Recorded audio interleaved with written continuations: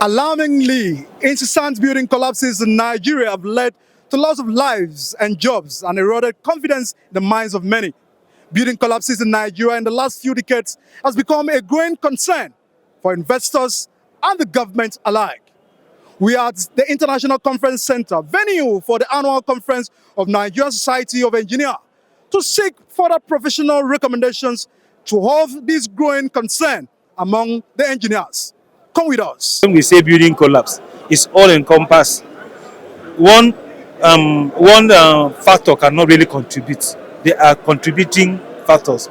For example, foundation. You cannot talk about foundation without talking about the materials. You cannot talk about the materials without talking about the usage of materials. So it's either foundation or materials or the usage of that materials. Then, fourthly, the manpower, the supervision, which the engineers comes in. I want to tell Nigerians that any day the rats eat what a cow, eat the food that a cow can eat, the rat will be as big as a cow. What I'm saying is that I see some young men in the street jumping, say, I am an engineer, I'm an engineer. Were you trained to be an engineer? Have you gone through the rudiments of being an engineer? Are you registered? Are you licensed to practice? Because if you are licensed, you know that if what you are doing is not correct, that your license is at risk. So you will have a restraint, even though you don't have money, but you have self-control. And you go to a client and they will tell you, I want to do a 6-story building. You look at the space, it's not even up to 100 square meter. 100 square meter. I tell you, I want to do a single room in the ground floor, go up floor, the first floor, I will have 10, I will expand. What are the modalities of doing the cantilevers? What are the foundation, the footings that you have made in the foundation that can hold the cantilevers? You don't even take notice of that. You just make sure that because you have money and you have the space, you want to do whatever. That is the cause of building collapse. Yes, building collapse is a menace. Whenever a building collapses, the first question is always, who is the engineer on the site? Unfortunately, most of them are not registered engineers. We have never seen anyone that has a registered engineer showing up to take ownership of such building collapses. We found out that we have a lot of quacks. Even we have professional quacks, which are engineers that are not registered with the Council of the Regulation of Engineering in Nigeria and are not even in the profession of construction carrying out those exercises.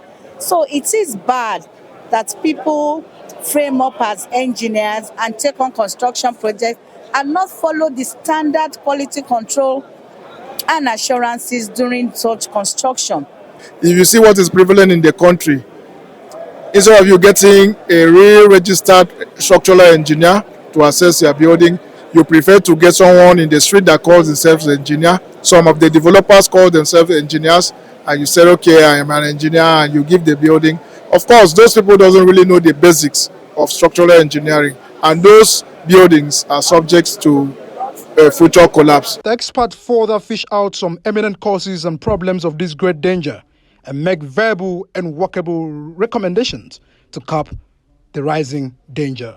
The recommendation to the government is strict compliance to the regulation that no uncertified engineer should supervise a project. Any project has to be designed, certified by a current accredited engineer who is competent to do the work.